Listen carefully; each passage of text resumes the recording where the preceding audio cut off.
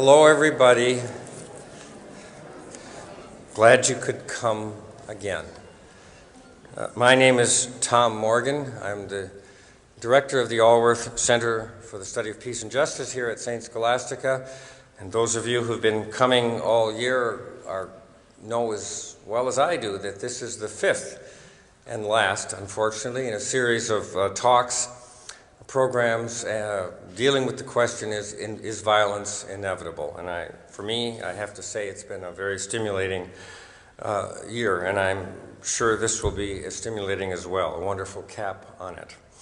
This lecture and these lectures in general are sponsored by the Alworth Center for the Study of Peace and Justice, and this time by the Oric Alprin Interreligious Forum at the College of St. Scholastica. The lecture itself is funded, or the lectures in general, are funded by the Warner Lecture Series of the Manitou Fund, the DeWitt and Carolyn Van Ivre Foundation, and by Mary C. Van Ivre in memory of William Van Ivre, a former trustee of the college. Additional support has been received from St. Scholastica Monastery. I'm so grateful to the sisters for this.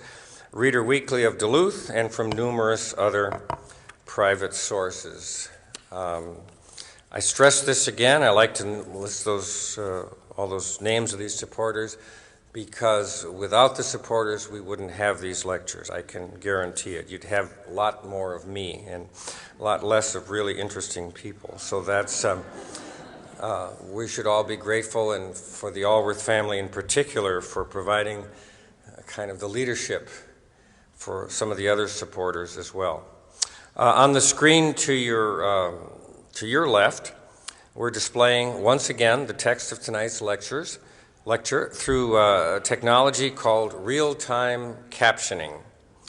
Although we anticipate a high-quality format, there will inevitably be errors that are inherent to the technology. Nevertheless, research indicates that many viewers benefit from captioning, including those of course, with hearing loss. A special thanks to the Edwin H. Eddy Foundation, whose generous support makes this inclusive service possible tonight. There it is. My words are probably up there, huh? And also remind you should all have gotten one of these flyers as you came in for our talkback session next week. We've included two eminently qualified people to lead the discussion of what you're going to hear tonight. Of course, Michelle Nar-Obed and Greg Borchi-Obed, both of whom have, I think we can all agree, have lived the kind of lifestyle and ethic that you're going to hear about tonight. So that's Wednesday next week, 7 p.m., Tower 2607. You're all invited to that too, so we can talk about tonight's lecture and talk about Rosalie Riegle. After the lecture, question and answer as usual. Please come to these microphones and we'll recognize you in turn. That makes it much easier for all of us. If you speak directly into these microphones, and then we can all understand you. Rules of the House, as many of you know, is that students go first. They get to ask the first questions, and then as time permits, of course, community people are very, very much welcome to join in. And of course, after the talk, we'll have a reception, and you can engage in more dialogue with our speaker and maybe buy one of her books. That's certainly an opportunity. By the way, our speaker this evening is Professor Emerita in English at Saginaw Valley State University in Michigan. At Saginaw Valley, she chaired the honors program and was a Rush Distinguished Lecturer. In addition, she received awards for distinguished teaching, for service, and for research. 4 years ago, she was given the Vox Populi Award by the Oral History Association for outstanding achievement in using oral history to build a more just and humane world. Her work includes recent books on war resistors and 2 oral histories on the Catholic worker movement and its co-founder, Dorothy Day. The books on war resistors Doing Time for Peace, and Crossing the Line are the result of interviews with 173 war resistors from 2004 to 2007. These are folks who have risked arrest and sometimes long prison terms to speak out in the loudest way possible against U.S. militarism. By the way, the American Library Association has designated Doing Time for Peace a choice book. Dr. Riegle was born to a political family in Flint, Michigan, and declares that she's been drifting to the left ever since she met Dorothy Day, the co-founder of the Catholic Worker Movement, in 1968. And since that first meeting, she became active in nonviolent resistance to the Vietnam War and helped to found the Saginaw Valley Peace Watch. And along the way, she herself worked with various religious coalitions, working to rid Michigan of nuclear weapons, co-founded 2 Catholic worker communities, completed her doctorate, and published 2 oral histories of the Catholic worker movement, Voices from the Catholic Worker and Dorothy Day, Portraits by Those Who Knew Her. And she was arrested in civil disobedience action herself in Nebraska, Nevada, and Washington, D.C. Now Dr. Riegle lives in the Chicago area so that she can be near her grandchildren, Jack, Brian, Liam, twins Charlie and Thomas, and Eleanor Rose. She also has a granddaughter, Sophie Marie, in Colorado. She currently, once again, is heavily involved in peace and justice activities in Evanston, Illinois, and continues to be very active in taking actions against U.S. military policies. Ladies and gentlemen, please welcome Dr. Rosalie Riegle.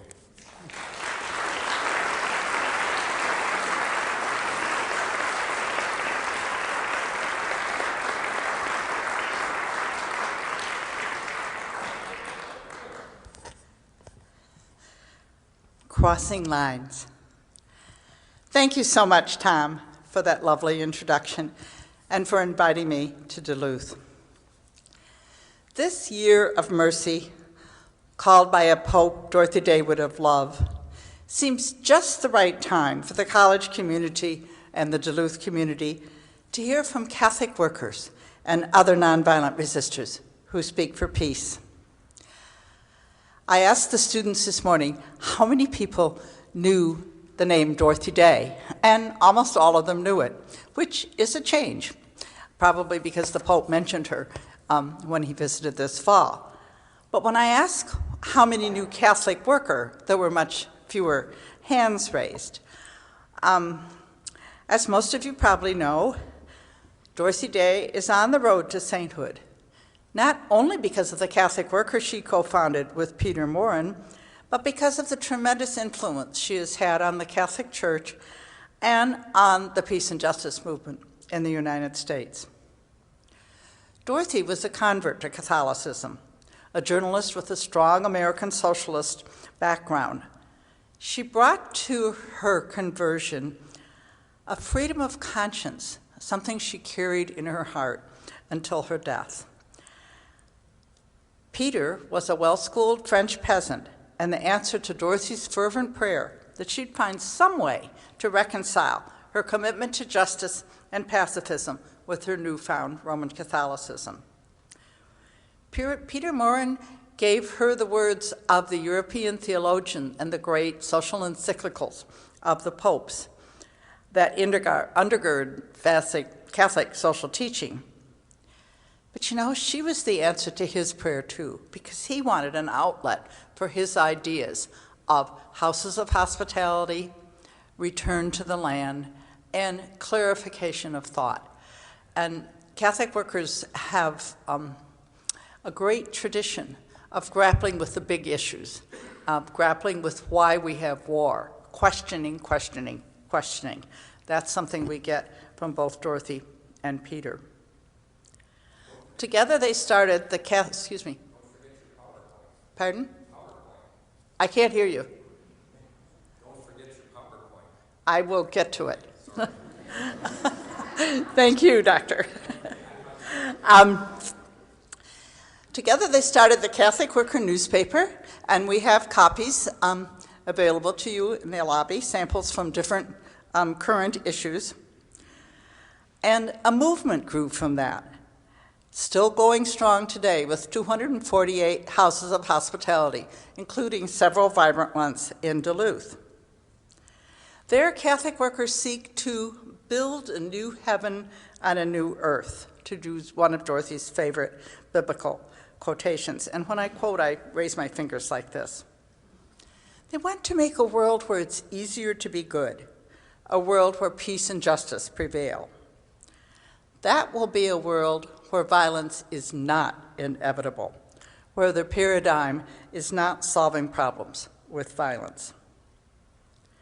The Catholic Worker, as Thomas said, with its members who cross lines of all sorts, is my extended family, and I am most grateful for a 30-year association with it.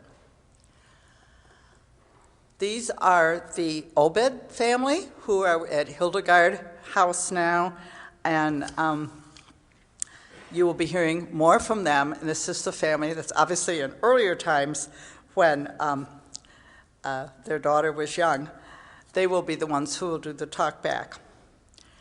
Catholic workers live in the same houses as the poor they serve, and they resist government policies. The Catholic Worker, I think, has been really good at bringing the anti-war message to a broader population, but it's been less successful in calling the church to a more simple lifestyle or halting the spread of consumerism. But the more I associated with it, the more I believe it's really countercultural, particularly in this anti-consumerism. And I think those are one of the things that I hope you'll speak in the talk back to Greg and Michelle. Let's look just briefly at this Rita Corbin slide of the works of mercy and the works of war. The works of mercy, we know, I think, feed the hungry, clothe the naked, etc. Most people say they routinely practice and believe in the works of mercy all around the world, whether or not they're of a Catholic faith, a Christian faith, or no faith. Most also decry the works of war. The difference between that most and the Catholic workers and other nonviolent resistors I speak about is that resistors dissent and they are imprisoned. They don't just talk about peace, they act. In 1984, Jim Wallace wrote, "To protest is to say something is wrong. Resistance means trying to stop it. To protest is to raise your voice. To resist means standing up with your body." As Tom said, the primary resources for my books are the two books published from my latest project. Doing Time for Peace is available due to a snafu on the part of the ordering at the college. Crossing the Line is not available tonight, but I have a few of my Dorothy Day books that you can buy, and there's also a bibliography. I interviewed people who refuse to be helpless, people who say with their bodies that they do not accept the status quo of permanent war. So tonight we'll hear some of the words of these people so you can see them in their marvelous diversity. You know, I have lots more I could talk about than I can possibly say in an hour, so please ask good questions, both about nonviolent people and nonviolent theories. And note that I didn't interview everyone who went to prison for peace. So the resistor you know, I might not have been able to interview, such as Donna Howard, who is here tonight. Because I wanted to show that nonviolent direct action to end wars has long been a part of my nation, I went as far back as an oral historian could go and included not only many stories from the Vietnam times, but 7 interviews from World War II draft refusers. 3 of them seminarians imprisoned with David Dellinger. One of them was Meredith Dallas, shown here as he aged. He went to prison when he was about 23. Meredith said, "It seems we almost have a national policy of violence. It feeds down from the top, and our terrifying foreign policy and atomic arsenal are all part of it. I think it gives people a sense of helplessness." With the increased publicity about a police brutality that has always existed, the horrific rise in gun violence, our country's incursions into the Middle East, which have spawned a continuing terrorism, and the violent rhetoric one hears today about refugees, I think many people today feel not only helpless, but afraid. The government feeds on that fear. 9/11 brought us a not-so-brave new world, and we've unfortunately become accustomed to it as we stand shoeless and vulnerable in airports and let ourselves be herded into free speech zones at major gatherings.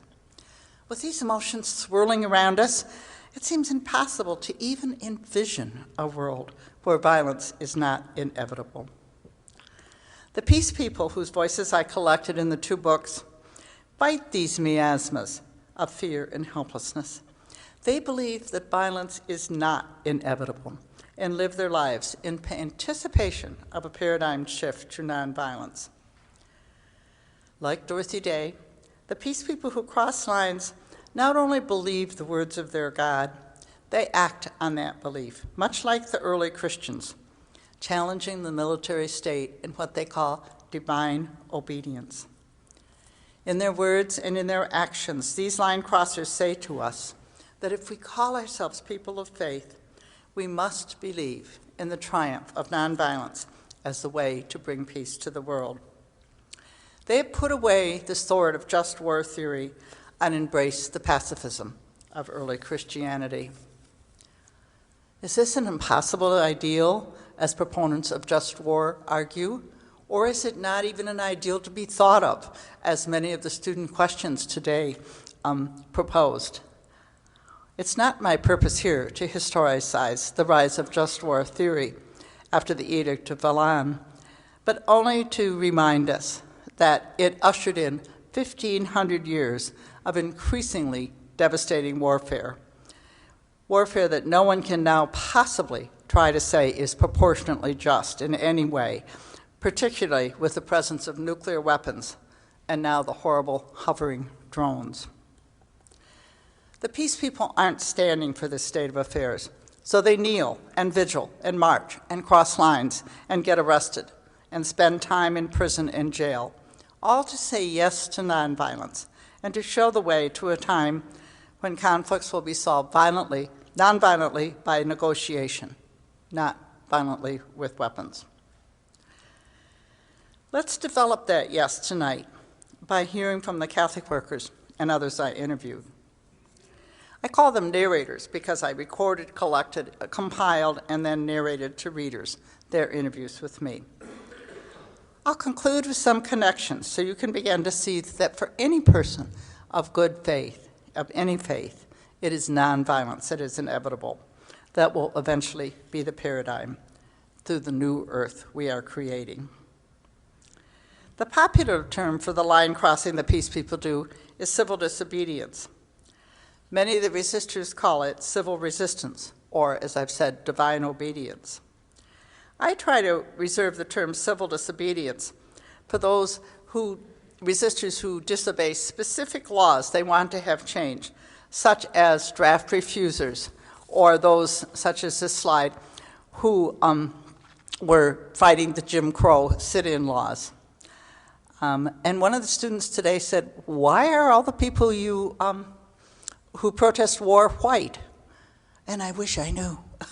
I wish there would be more people of color protesting war, but they had their own battles to fight, and many of us fought with them.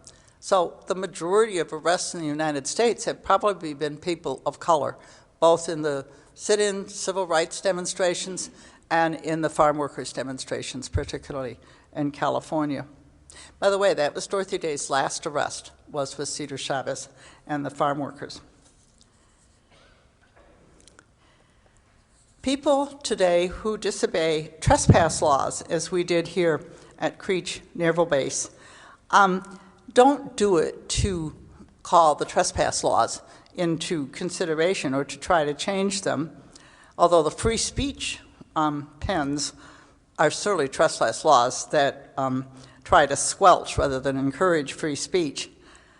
They don't get arrested they get arrested to shine the light on what the trespass laws are protecting, specifically here the drones at Creech Air Force Base. Some don't get arrested, they just got shut out. For instance, the last time I protested at Northwestern University, down the street from where I live, the police lined up dozens of empty buses to block the protesters on the sidewalk from seeing or having any access to President Obama when he came to speak. Of course, this also prevented him from seeing us, so our many messages were not heard by our commander-in-chief.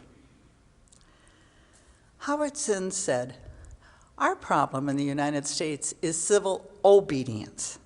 The people I interviewed don't obey, they make trouble. Making trouble to make social change is deep in the fabric of our country." Federal Judge Jed Rakoff, writing in a decision against the police in a wrongful arrest suit, said, "What a huge debt this nation owes to its troublemakers, from Thomas Paine to Martin Luther King, Jr. Therefore, prudence and respect for the constitutional right to free speech and free association dictate that the legal system cut all nonviolent protesters a fair amount of slack.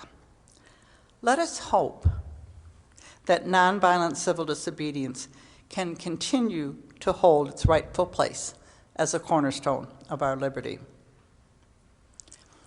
When I looked at what the resistors I interviewed say, however, you see that one who practices divine obedience, they're doing something bigger than preserving our civil liberties, important as they are. They're challenging our entire military state and calling for a country where nonviolence determines public policy. Crossing lines. It's a potent metaphor, and it can be applied to many of our actions. For me, and probably for you, crossing a line is scary, or at least formidable. It has a sense of sin about it. Forgive us our trespasses. In fact, some of the narrators feel that not speaking out forcibly against social sin, corporate sin, military sin, is indeed personally sinful for them. As narrator Kathleen Rump told me, the real sin is not speaking out. Albert Camus wrote, "Christians must speak out and utter their condemnation in such a way that never a doubt, never a single doubt, can arise in the heart of even the most simple person." So I ask you, in this age of raucous political speechifying, do you speak out about what you believe in ways that people can hear?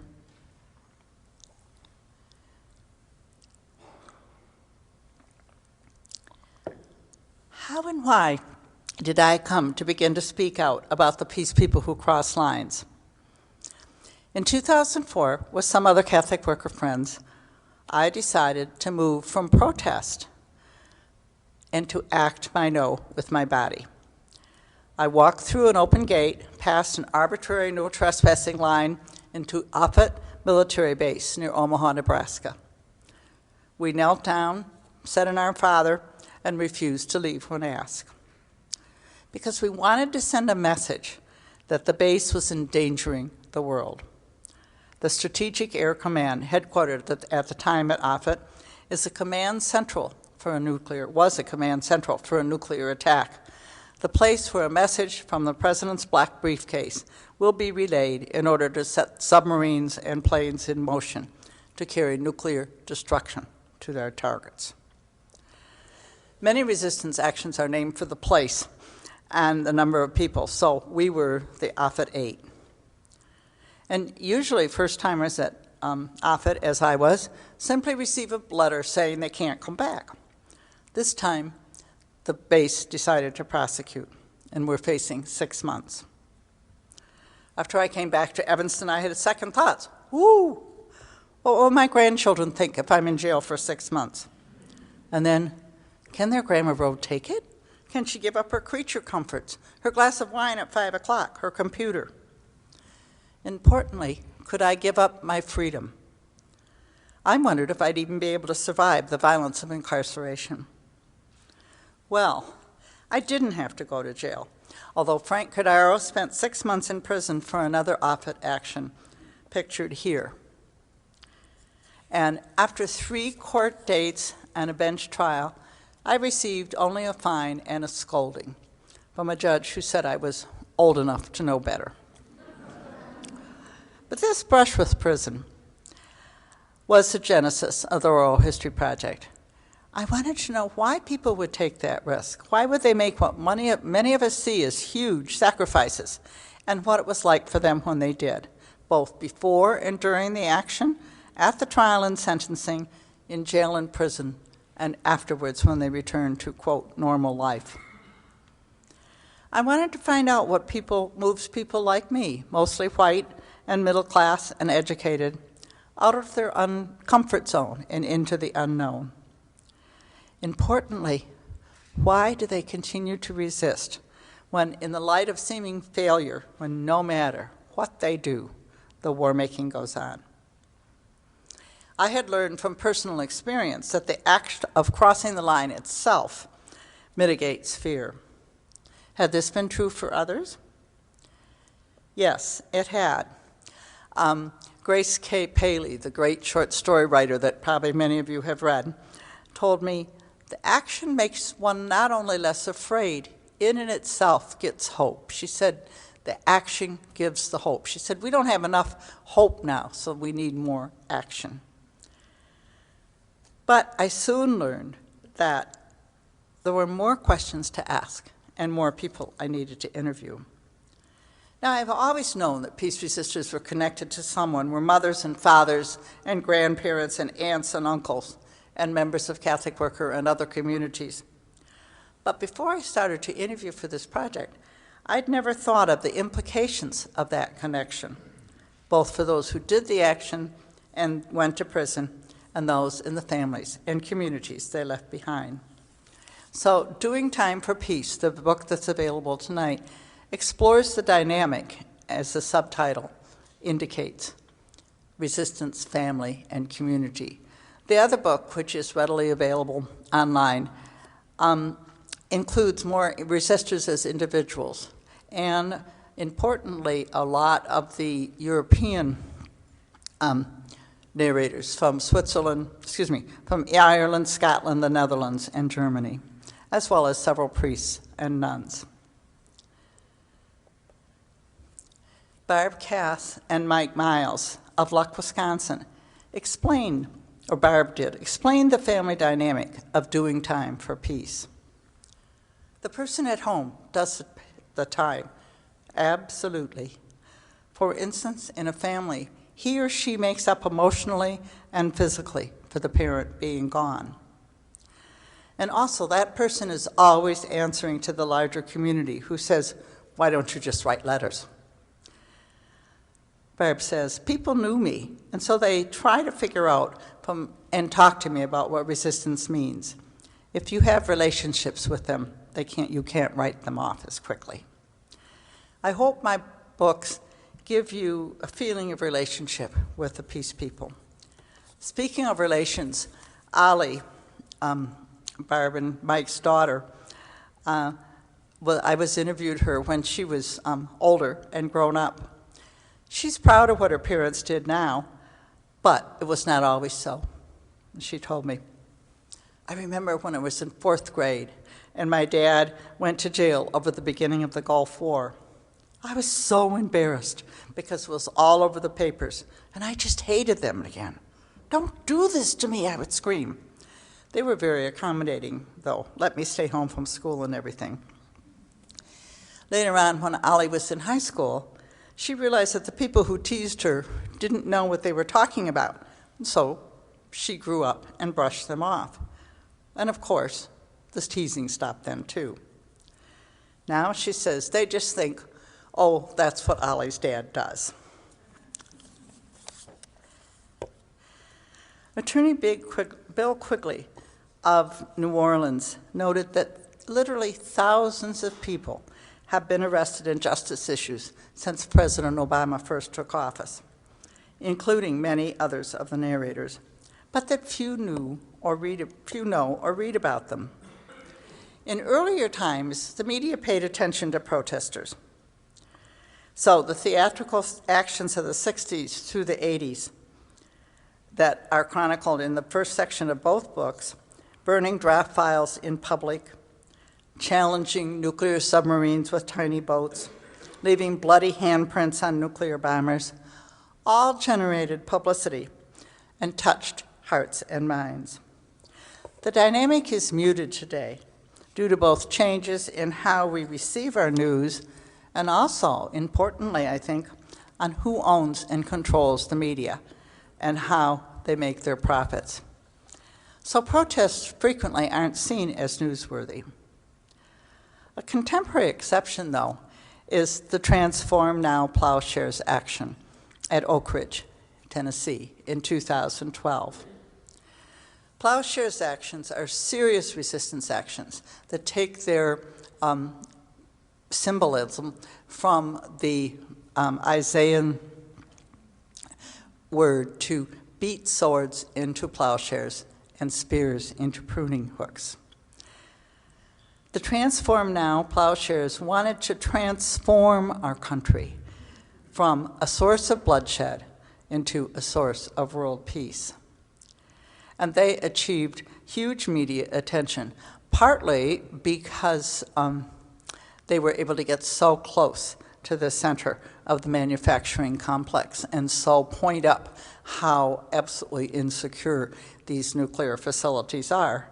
And I think that many of you in Duluth were particularly heard about it because Greg Borcher-Obed is one of the Transform Now Plowshares, spent over 2 years in jail before they threw out, and there were a lot of complicated court trials, but they threw out the sabotage charge and said that they had already served more than enough time. This action and the other 75 or so plowshares actions, which are its predecessors, is the subject of a really, I think it'll be good, forthcoming book by Dan Zak. He was a reporter for the Washington Post, and a long New Yorker article describing in chilling detail the vulnerability of all our nation's nuclear weapons facilities. And there's a bibliography in the back that you can pick up that gives the citations for these. But generally, no one hears of nonviolent resistance actions, so countering media silence is one reason for the books. I see myself as a megaphone, amplifying the voices of the people. I mostly write and speak my no, despite several low-key arrests in several states and in Chicago. The people who I recorded live their no. As Gene Gump told me, that's what you do as a Christian. You go to jail. Now, Jean had always been a resistor, but her actions were pretty low-key while she was raising 12 children. When they were out of the nest, Jean and her late husband Joe became plowshares activists who spent 4 and 2 years in prison, respectively, for entering a nuclear missile site in Missouri. Jean's adventures at Alderson Prison Camp in West Virginia were pretty surprising. And after her release, a very draconian parole officer refused to let her leave the state to attend a daughter's wedding. Nevertheless, she included her interview in an upbeat way by comparing the privations she endured in prison and afterwards to that of volunteers to the armed forces. And she said that if we peace people really wanted peace enough, we would take the same risk they do.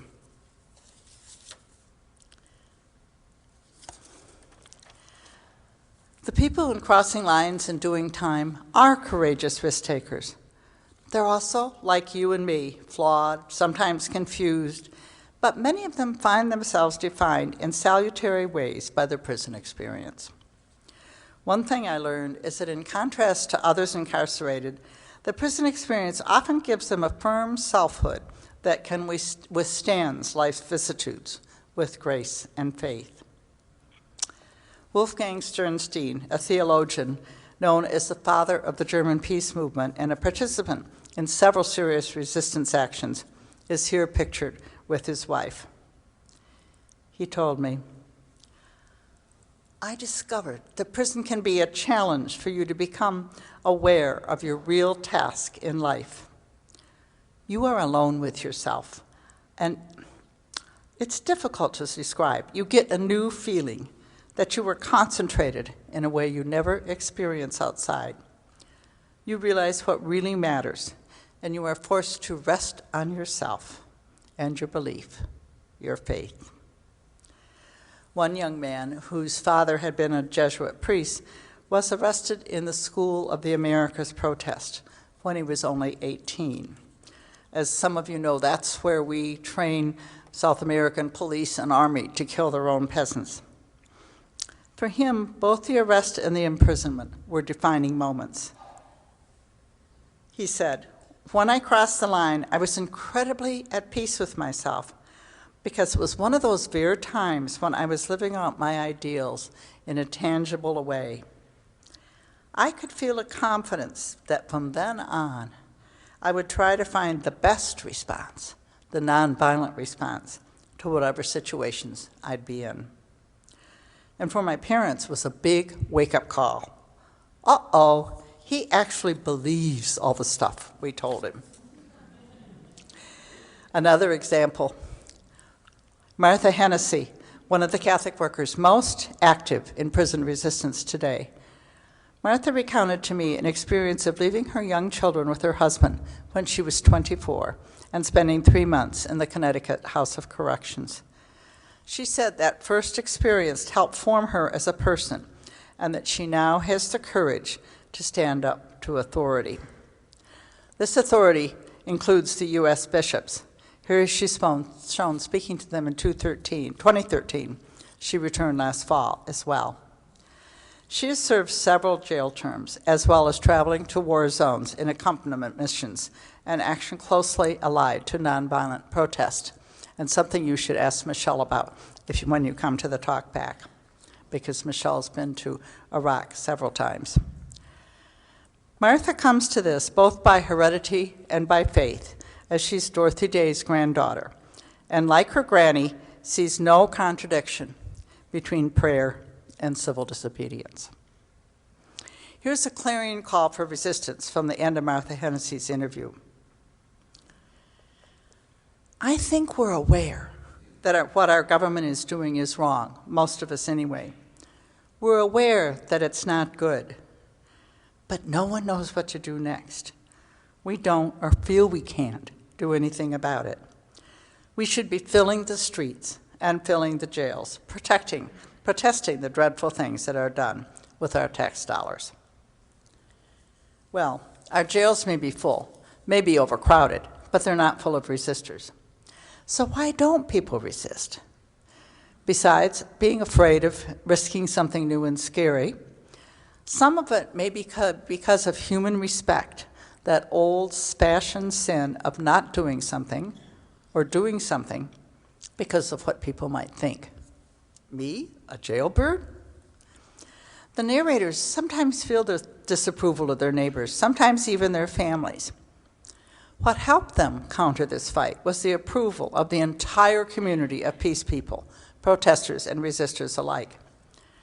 That community of people who believe in and support nonviolent action is growing, I think, even as the people who engage in risk-taking action are lulled temporarily, except in actions against the killer drones.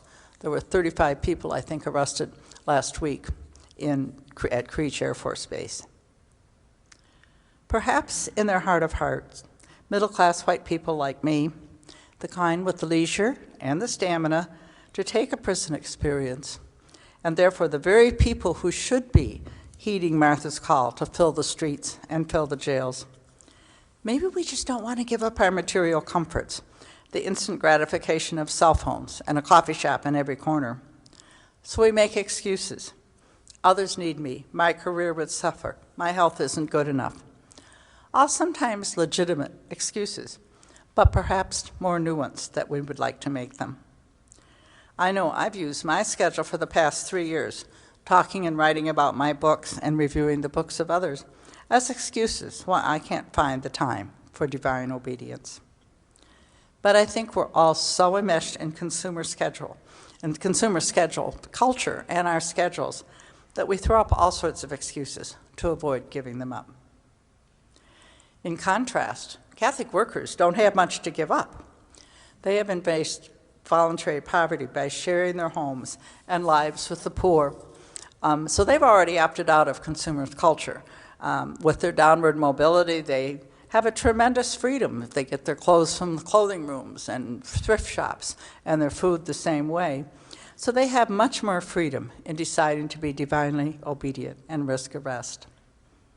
Even so, community commitments sometimes make prison witness difficult because the day-to-day hospitality and the frantic buzz of a Catholic worker house takes a lot of time.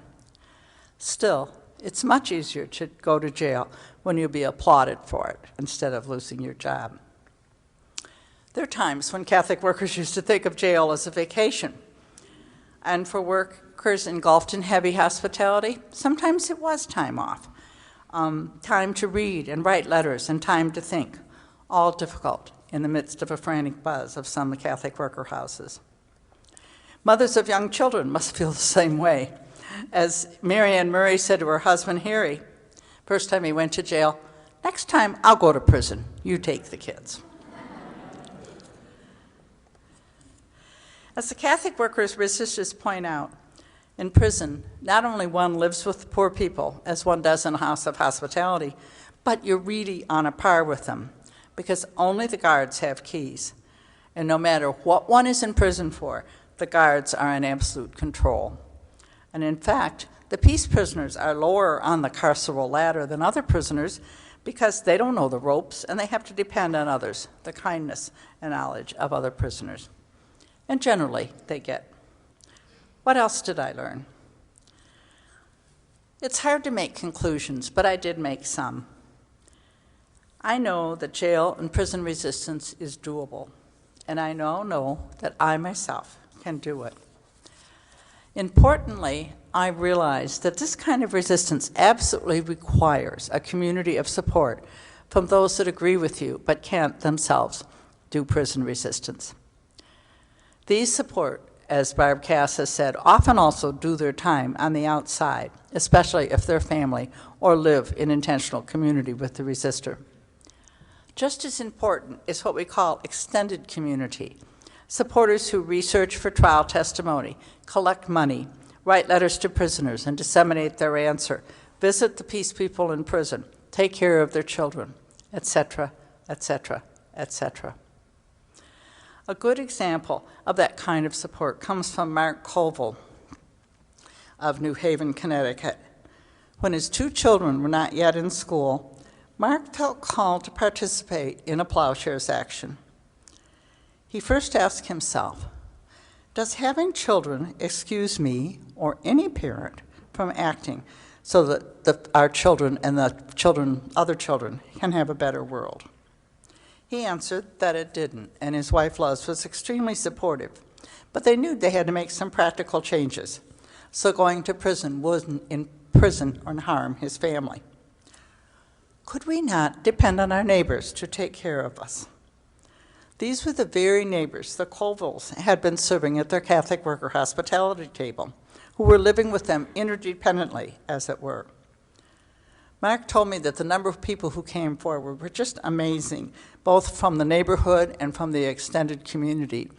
And oddly, even the support from the Catholic Church increased. People up in Portland, Maine, where Mark was in prison, also helped tremendously. And in the end, he said, our family came out of it stronger in relationship, more stable as a family and as a community. We learn to give up our own personal control of things, control which gets in the way of community. It wasn't always so. In the Vietnam times, and I have stories in doing Time for Peace, there were families that were fractured from going to prison without thinking things through, families that did not have enough support, and there's some very touching stories there. But now I think people who are doing jail ministry know what they need, know how to ask for it. The tasks are endless, and it's someplace we can all work. Doing the support work itself also makes us connected because we feel we're members of the community of peace people.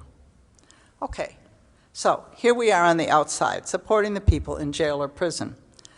But what's it like for them on the inside?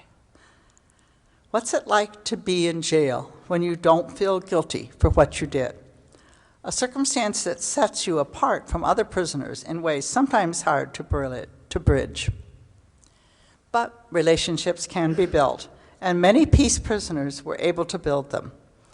Here are samples of prison conditions, mostly from Catholic workers, and stories how relationships can grow despite the inherent loneliness of being away from loved ones. Most of the inmates can't fathom the motivations of the war resistors. I mean, to them, why take the risk of prison if you're not going to get something out of it? Father Steve Kelly of the Pacific Life Community, he's featured there closest to the camera, said he found that the better off an inmate is, the greater the objection to our way of protesting. As he told me, the poor guys get it. They know how the government operates.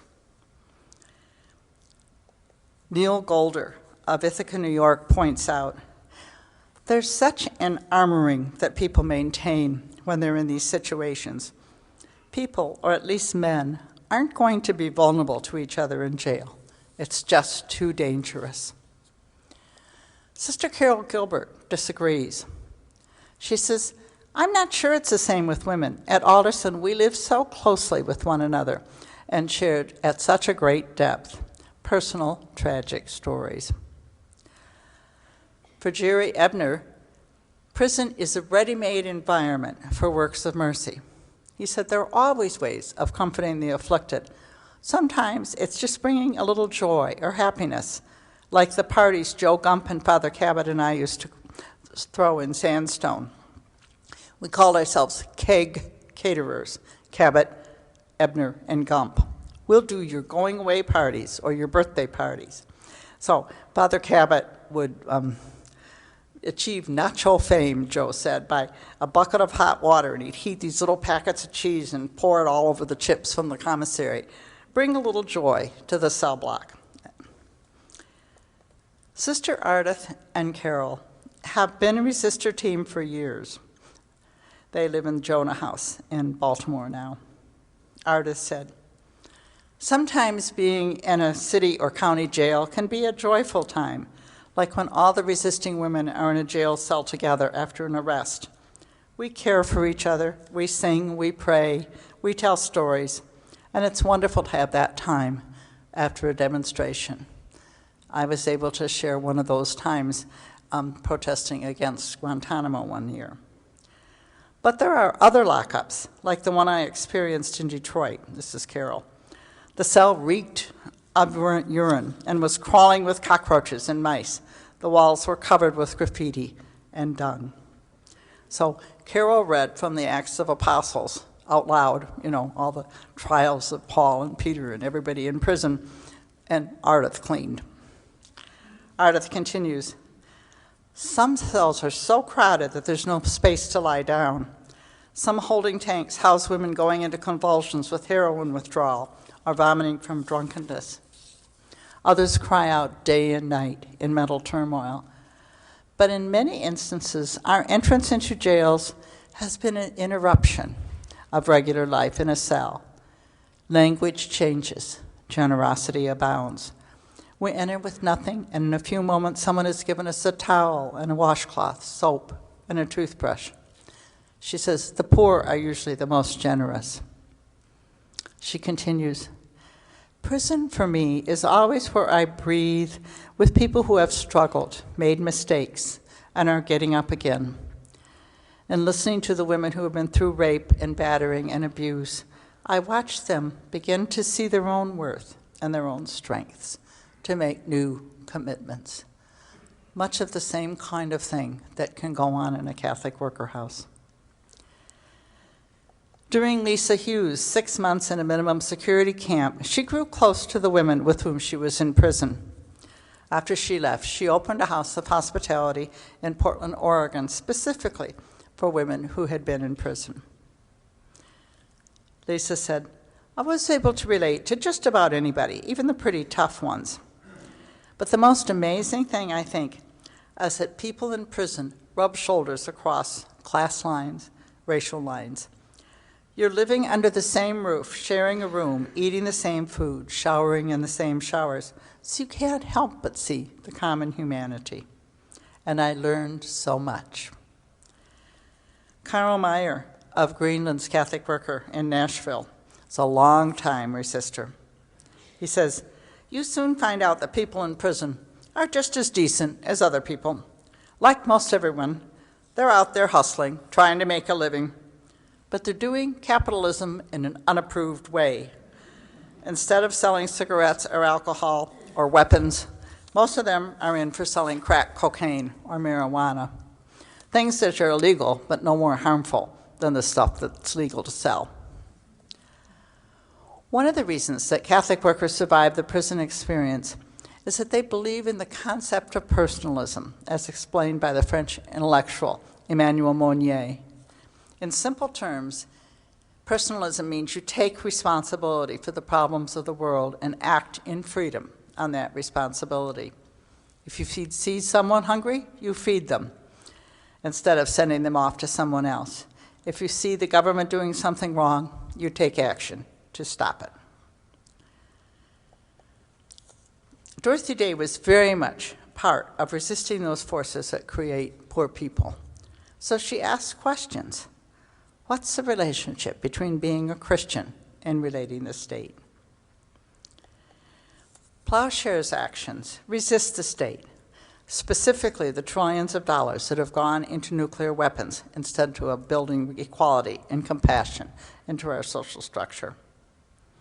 In a Plowshares action, first resistors engage in up to a year of discernment and planning. Then they secretly enter a nuclear weapons plant or other government stronghold, such as a missile silo or a nuclear submarine. Once again, they hang banners, throw bloods, or hammer on a plane or missile hatch, symbolically destroying what Father Dan Berrigan calls improper property, property which kills rather than enhancing human life. And of course, they use blood to demonstrate that warfare causes bloodshed. I think too many times with our Western systems and our particularly drones, we don't realize the cause of our action. It's not like two people fighting with spears. Thus, Plowshares' actions symbolically disarm the nuclear weapons they consider to be the taproot of violence, the omnipresent threat of nuclear annihilation that undergirds U.S. power. The late Tom Lewis, a longtime Vietnam and Plowshares activist, reminds us that there's a fundamental difference between violence to property and violence to people, and that the two cannot be associated as one. Well, of course, I interjected that people do associate very strongly violence to property and violence to people. Tom replied that this shows how idolatrously people worship things in our culture.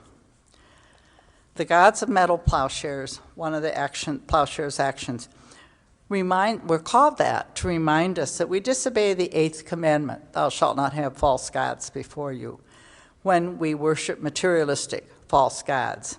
Not only the luxury goods of this world, but the nuclear weapons that we absurdly think protect what we own. U.S. plowshares are symbolic in that no actual destruction of weapons goes on. But European plowshares actions often do more than minimal damage.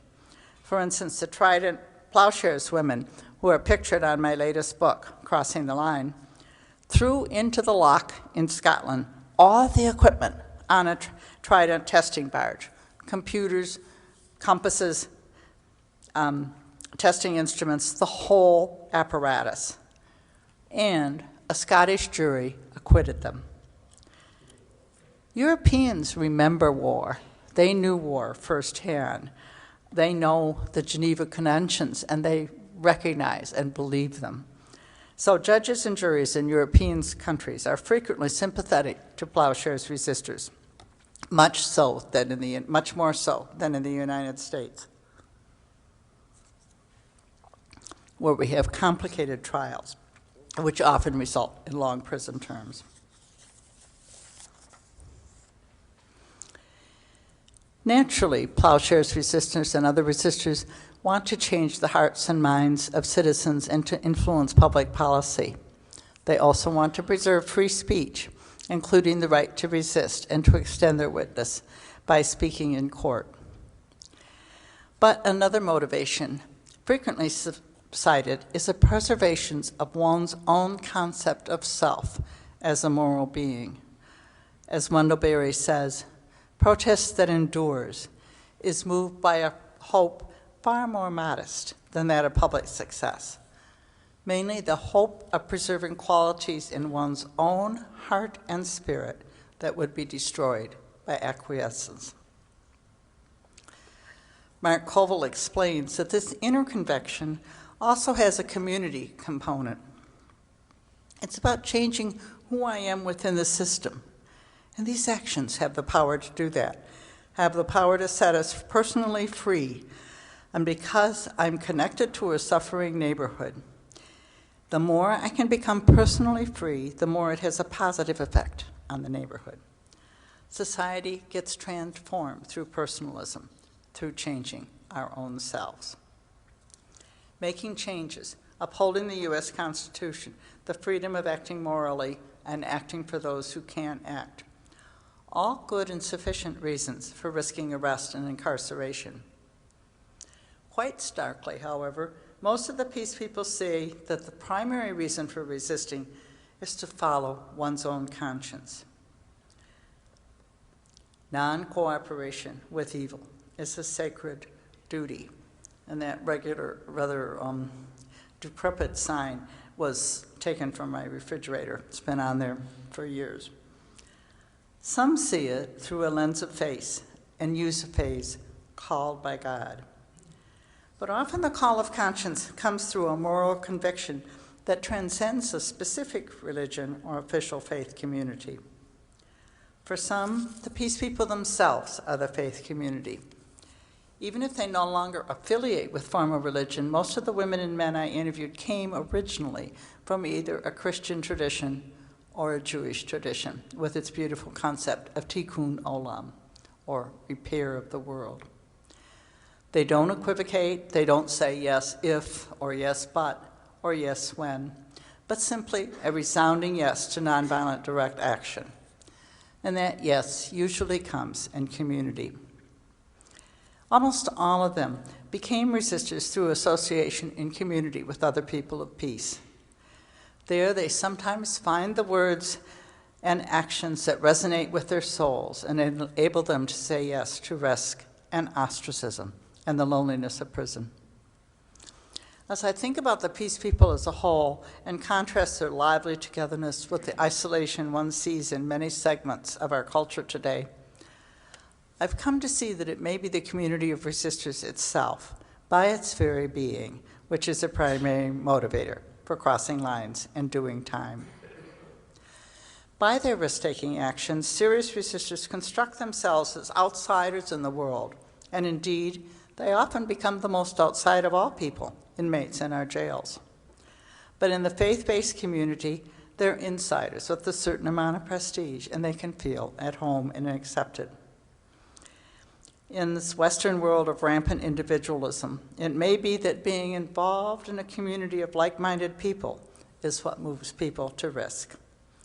Some also see themselves as following a long line of tradition dating back to biblical prisoners. Art Lappin says, A great cloud of witnesses has gone before us. We act in that tradition and are strengthened by it. And Michelle speaks of wanting to be a line, another in the link, so that all these dreams, these visions, these ideals don't get lost, that they're left for the generations following. I was writing this speech on Good Friday, the day commemorating the suffering and death of Jesus Christ. And Michelle explains how resistors are connected to the Good Friday message through the Christian concept of redemptive suffering. Part of what we do in a Plowshares Action is an offering. We offer our own lives so that other lives might not have to be taken. And if you're in a lethal force zone, there really is a possibility that you can be killed. One offers the pain and suffering of going to jail in order to move toward a nonviolent world where no one has to die to save another. The voice and influence of Dorothy Day is pervasive. You know, there's just something about Dorothy. I think it's that she really believed what Jesus said. I mean, really believed. He said we should forgive 70 times 7. Dorothy believed it. He said, love your enemies. Dorothy believed what Jesus said. And she knew it meant more than loving your neighbor who talks about you behind your back, although that's important too. It means loving the terrorists who bomb subways and heavy metal concerts in Europe. It means loving the president that orders drone assassinations. It also mandates working nonviolently for peace so that our country no longer kills those it deems important to kill. It means trying to build a new society in the shell of the old, working to build a new heaven and a new earth. An impossible ideal? The peace people don't think so. They know they have help. And remember, I am with you, always to the end of the age. This promise of eternal support gives them the courage and the freedom to act. As Ron Howard preaches, once you realize that Peter doesn't drown and neither will you, a wild freedom begins. And Art, laughing again, told me, you read the scriptures differently in prison. In Paul's letter to the Romans, he's writing that nothing can separate us from the love of Christ, neither hardship, persecution, nor famine, on and on. Nothing. In the hardest and the loneliest moments in jail or prison, I've been strengthened by that. Some I've interviewed, and I hope many of you, find strength in a contemporary scientific iteration of the faith story. Father Teilhard de Chardin was a Jesuit paleontologist who studied the relationship between the evolutionary development of the material and the spiritual world. His words flesh out the Christian meaning of New Earth. Chardin wrote, "We may perhaps imagine that creation was finished long ago, but that would be quite wrong. It continues in still more magnificent form, and our role is to help complete it. This is the real meaning and price of our acts." I first began to read his writings at a Benedictine monastery in Colorado, St. Walpurgis, and I can begin to understand what he's saying by thinking of the doctrine of the mystical body. St. Paul introduces the mystical body in his New Testament letters, writing of Christ as the head and we as the members of his body. In mystical body theology, we are the only hands Christ has to do his work in the world, or as de Chardin would say, to do his work in evolving the world toward what it's meant to be. So we can look at nonviolent resistors as tiny evolution, indeed at all of us, as tiny evolutionary building blocks pushing the noosphere, that's Chardin's word for the sphere of human thought, forward. And by working to envision God's love on earth, the created world is slowly, slowly, slowly evolving into the new earth. We're talking about God time here, not human time. We are the planters of peace, not the harvesters of its fruit. But if we believe in the resurrection, I think we have a duty and hope to do the work of rebuilding a new earth. During the Vietnam times, before the nonviolent resistance of draft refusal and burning draft cards took off, the Berrigan brothers and other peacemakers met in retreat with Thomas Merton at Gethsemane. They pondered what they could do as Christians to change the tide of the Vietnam War. The Mennonite theologian John Howard Yoder was part of that group.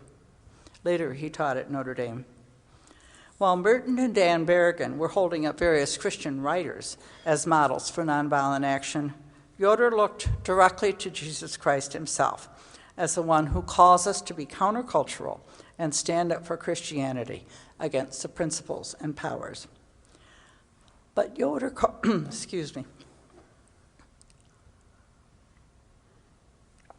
Yoder cautioned that to seek controlled results misses the point. Instead, we should look for springs in the desert, which work for change in sometimes wondrous ways. What are some springs in the desert? Springs that can perhaps water our frayed hope and help it to bloom for peace. Here are a few hopeful signs I see.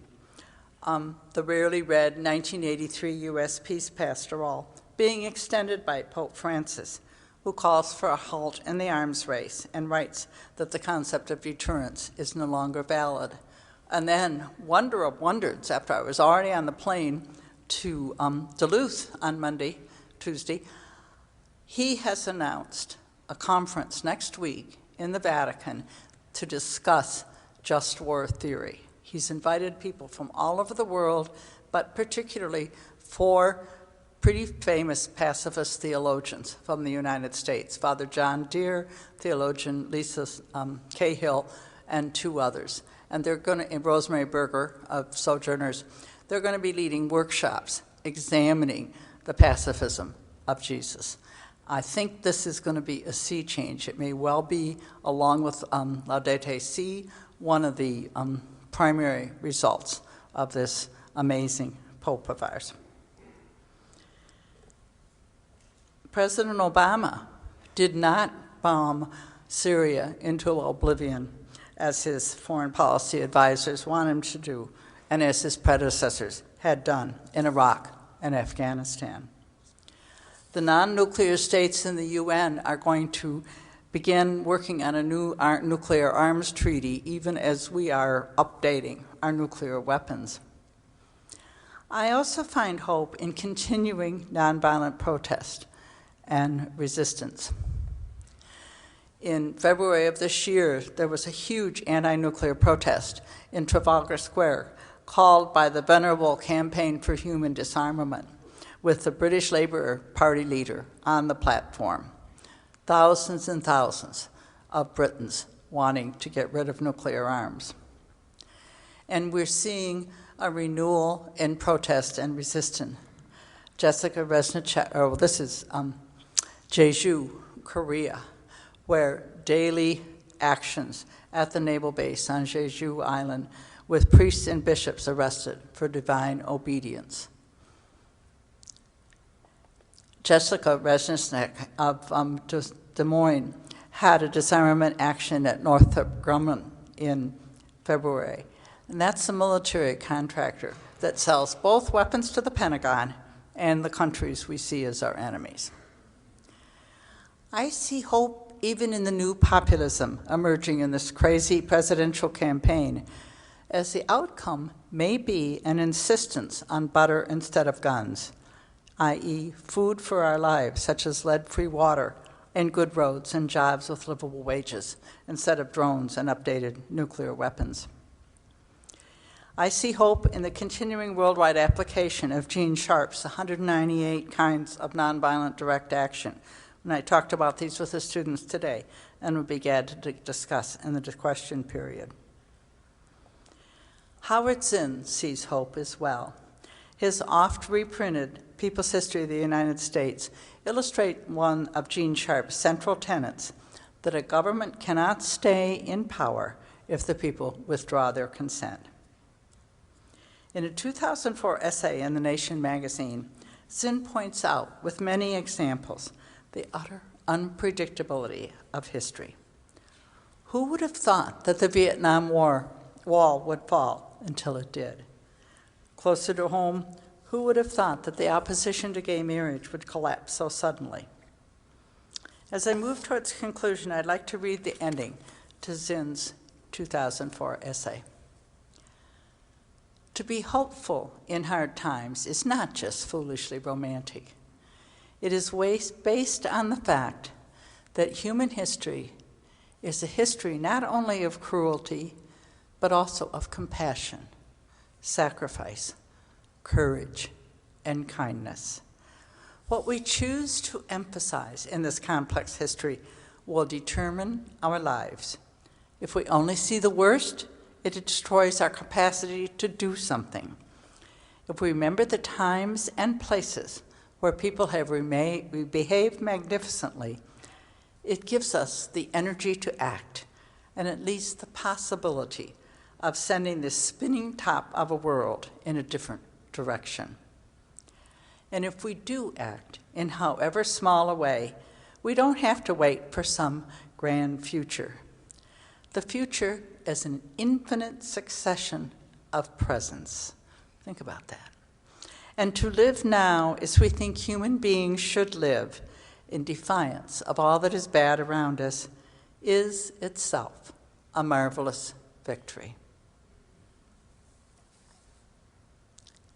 Despite it all, despite terrorist attacks and continuing war and environmental depredation and persistent racism, I believe with Howard Zinn and Teilhard de Chardin and Dorothy Day and the people who cross lines in due time, that God has good planned for the universe and its peoples, and that violence is not inevitable. Thank you.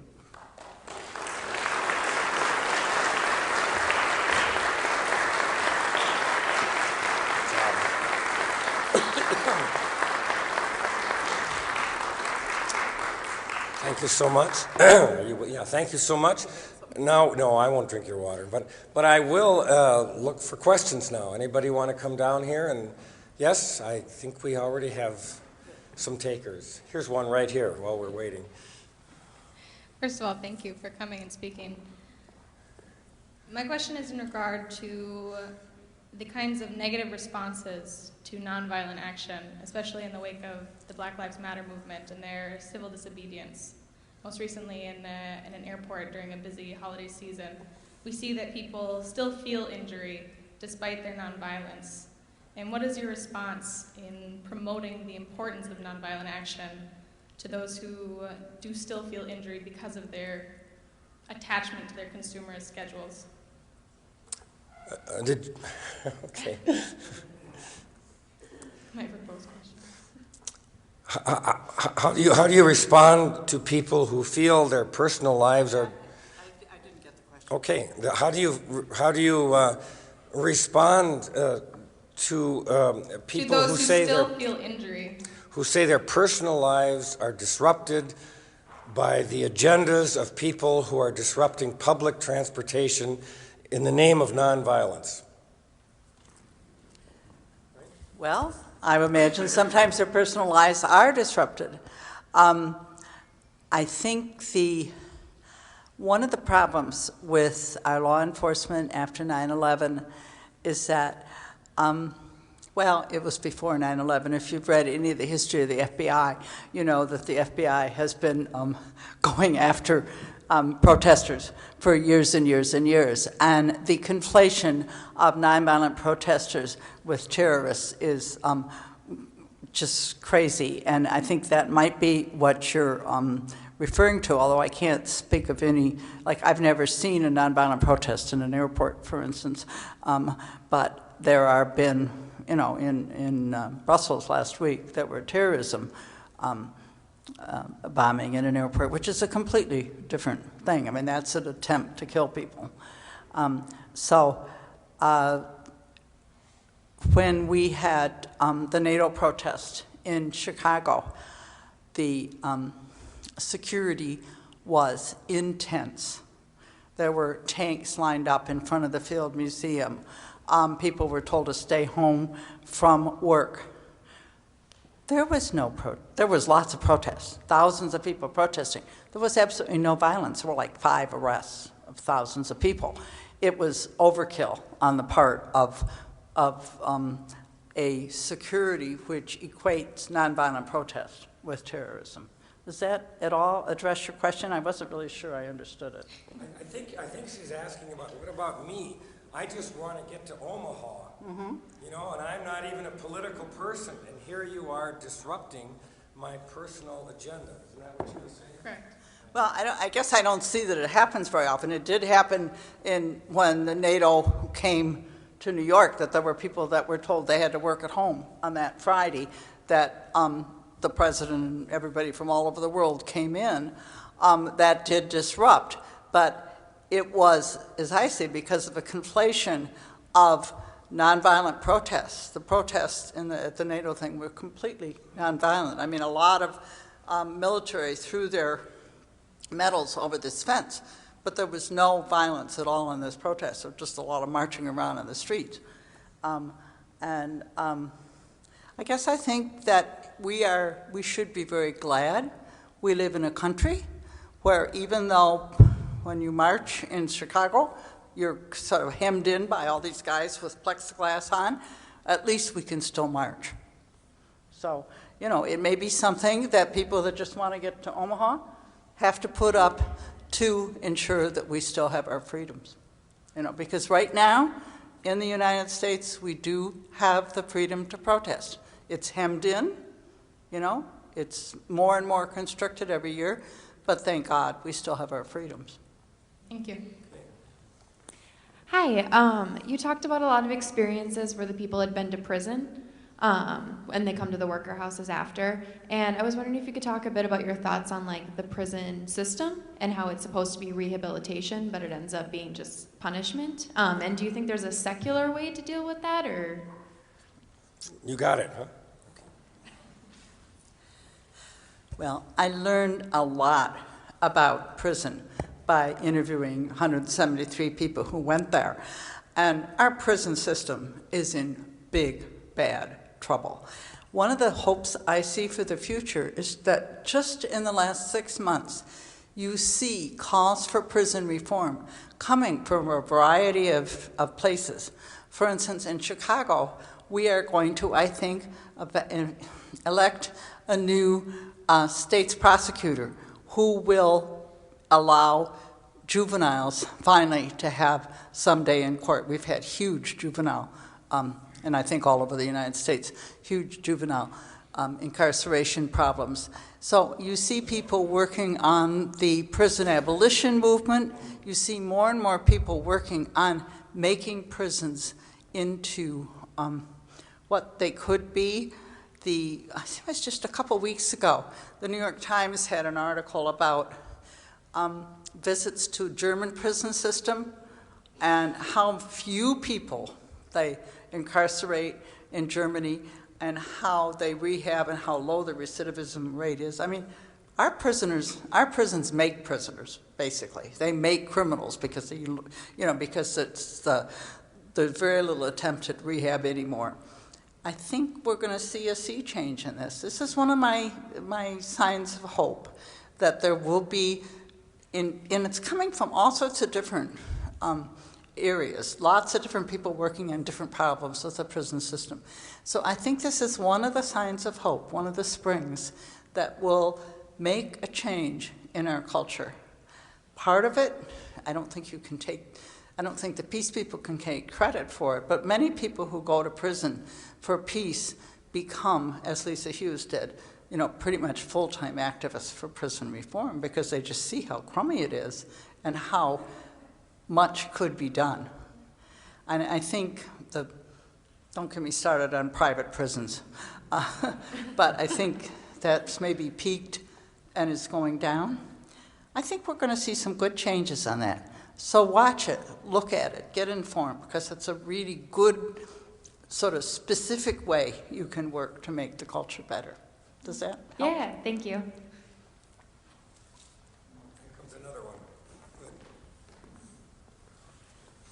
So I feel like when people are protesting, they go to prison, that's a very big lifestyle choice, because when you go to prison, your life changes. You don't get to choose, you know, people view you differently.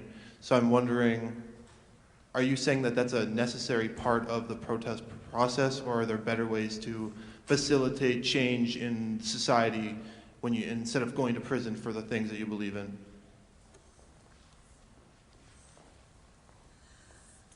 Good question. Does everybody need to go to prison? Well, everybody can't. I think people that can have the freedom to do, it's a wonderful way to make change. And no significant social change in America has happened without some people taking these kind of risks. I mean, I think if you look at the civil rights movement, at the Revolutionary War, at almost any change, it starts with a small group of people taking great risks. But have we got any of those Gene Sharp handouts left? Oh, in my office. Yeah, I can get some. Anyway, Gene Sharp lists 198 ways of nonviolent direct action.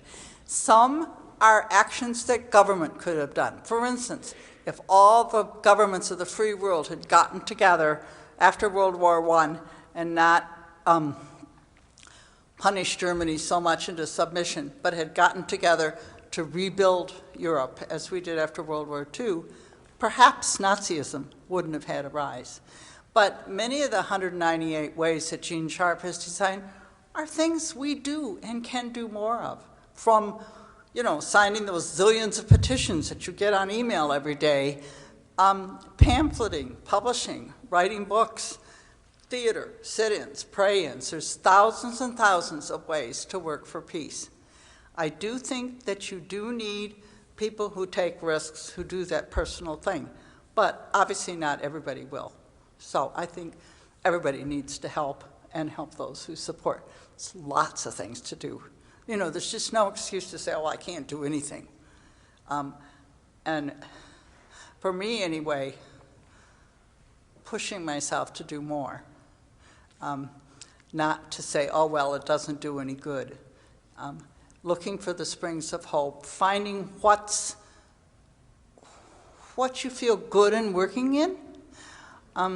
Father Tom Lumpkins, a friend of mine from Detroit, he started Day House, Catholic worker in Detroit, and he says, it has to be something you feel good working with. Some people work politically and can work really well politically, you know, can be elected to office. Some people work in the courts. Some people work on the street. Some people are good organizers. Some people are good bloggers. I mean, there's just tons of stuff to do. And it sort of needs to be something that fits with you and what you're good at. And that was one of the things he said, you know, you can think yourself to death on these things, like what's the best thing to do? And he said, it's got to be something you kind of enjoy doing. You know, if it's something that's going against the grain, like if you hate public speaking, don't stand up here like this, you know, that kind of thing. Try to do what you're good at and that what feels good at doing and that your heart speaks to. Thank you. Other questions? Oh, here comes some more. Okay. Yes, here comes it.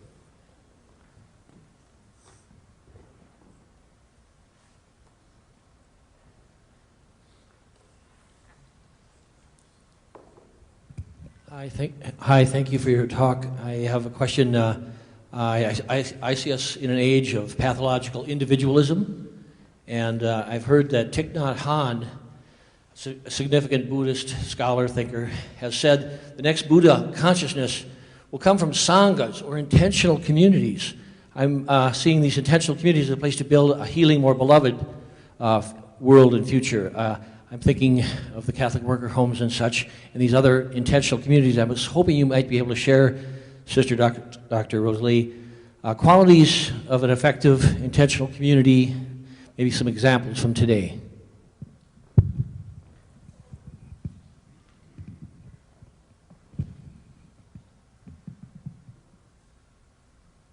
I could repeat anything you want.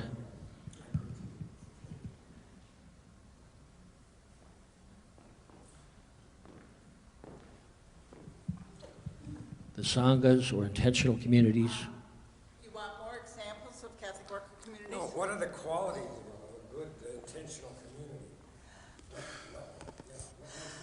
What makes an intentional community? And a good, what are good, effective, intentional communities? You know, I just can't hear when you speak from a mic. What qualities do you look for in a good intentional community? Yeah. Well, of course, the word intention just means that you want to be together. I think, and particularly the new monasticism movement, this usually means that people are banding together because they share values. And that in Catholic worker communities, anyway, they talk about. They don't just take for granted that the values are shared, but that they talk about and spend some time really grappling with what these values are and how they can be lived out in, well, our Catholic worker community in the live-ins in Chicago just had a retreat where they grappled with exactly this. What are our values and how can we make our community practices reflect those values? So it's all nice and good to say we're a resistance community, but if we don't, for instance, make room for those who want to do jail resistance to go off and do it, then we're not being a resistance community in that form. So the ideas you think about in community have to be lived out in practices that you can all agree on. And that sometimes takes a long time, a lot of working out. And I think, is that addressing Yes, your and question I'm at all? just struggling with sometimes I think people try to do it on their own. They try to do it on their own, and we need to figure out how we can sometimes be in community, an intentional community that will support each other and help to build the change we want to see. Yes, he's just supporting you, Yeah, right? yeah, I think You can't that's do right. it on your own. Right? No, you need community. Now, there have been some plowshares actions and some resistance actions that have been done by single people, but they are done with people with community backing and community support. And, you know, you need to talk about it. You know, you just can't keep it all in your head. Okay, we got time for more questions, or we could, we can adjourn to the lobby where we can talk individually, eat some food, and maybe sell a few books. I guess that's what we'll do.